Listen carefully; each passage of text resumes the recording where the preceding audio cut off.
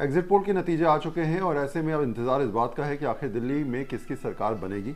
8 तारीख को क्लियर हो जाएगा। लेकिन सवाल उठता है कि जब ये कहा जाए कि बीजेपी की सरकार बन रही है तो बीजेपी को लगातार इस बात के लिए कोसा गया शुरुआती दौर में आम आदमी पार्टी की तरफ से कि बिना दूल्हे की बारात।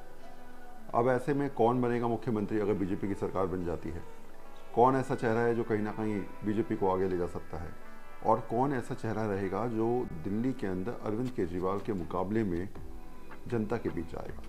अब ऐसे में जहां तक सोर्सेस की माने और बीजेपी के तमाम नेताओं से बातचीत हो रही है, उसमें एक बात जो मुझे 3 नाम सामने निकल के आए, वो 3 नामों में एक नाम है मनोज तिवारी। मनोज तिवारी क्यों? मनोज तिवारी इसलिए क्योंकि पूर्वांचल के बड़े नेता, दिल्ली से सांसद हैं और दिल्ली में पिछले 2 दशकों से एक दशक से कम एक्टिव हैं और उससे पहले भी पूर्वांचल वोटर्स को लगातार अपनी ओर आकर्षित करने की कोशिश करते आए हैं। तो पूर्वांचलियों के हिसाब से मनोज तिवारी एक बड़ा नाम हो सकता है। इसके अलावा मनोज तिवारी की छवि भी ऐसी है कि कहीं ना कहीं एक आर्टिस्ट भी हैं और फेमस तो हैं ही। तो ऐसी परिस्थिति में मनोज तिवारी के नाम पर भी फैसला हो सकता है। ये पार्टी सोर्सेस की बात माने तो जब नतीजे आएंगे उसके बाद क्लियर हो पाएगा। दूसरा नाम आता है विजेंद्र गुप्ता। जब बस से बदतर हालात में थी बीजेपी तो ऐसे में विजेंद्र गुप्ता ने सीट निकाली। जब और बदतर हालात में आई तब भी बीजेपी की तरफ से विजेंद्र गुप्ता ऐसे थे जो नेता प्रतिपक्ष के रूप में दिल्ली के अंदर खड़े नजर आए। और विजेंद्र गुप्ता वो चेहरा है जो पिछले कुछ दिनों से हम कह सकते हैं कि दिल्ली की पॉलिटिक्स में एक बड़े चेहरे के तौर पे बने हैं। तो हो सकता है कि जहां एक पोजीशन थी कि नेता प्रतिपक्ष के तौर पे उनका नाम को आगे बढ़ाया गया था, ये भी तय किया जा सकता है कि उनके नाम को मुख्यमंत्री के चेहरे के तौर पर आगे बढ़ाया जाए, फाइनलाइज किया जाए और बीजेपी उन पर भरोसा सकता है। तीसरा नाम जो निकल के आता है वो आता है वीरेंद्र सचदेवा। आखिर क्यों?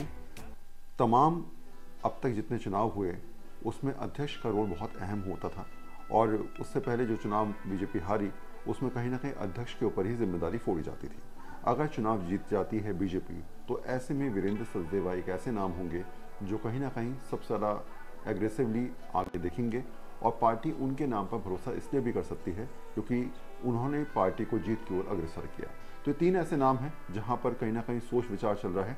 1-2 और भी नाम है जैसे बासुई स्वराज, कमलजीत शेरावत, इन लोगों के नाम पर भी चर्चा की जा रही है और हो सकता है कि बीजेपी महिला मुख्यमंत्री के तौर पर भी किसी को आगे बढ़ाए। ये बहुत सारी ऐसी चीज़ें हैं जो अभी सामने निकल के आएंगी। लेकिन हाँ, चर्चाओं का विषय इसलिए ज़्यादा गर्म होता नजर आ रहा है क्योंकि एग्जिट पोल के नतीजों में साफ तौर पे ये दिखाया गया कि कहीं ना कहीं इस बार बीजेपी की सरकार बन रही है। असल नतीजे तो 8 तारीख को आएंगे जिसमें तय हो पाएगा कि आखिर कौन मुख्यमंत्री बनेगा, किसको आगे बढ़ाया जाएगा और किस हिसाब से वो जनता के बीच जाकर अपनी बात को रखता नजर आएगा। तो फिलहाल दिल्ली 24 की कोशिश यही है कि आपको हर खबर से रूबरू कराएं और सटीक खबर के साथ आपसे बातचीत करते रहें। धन्यवाद।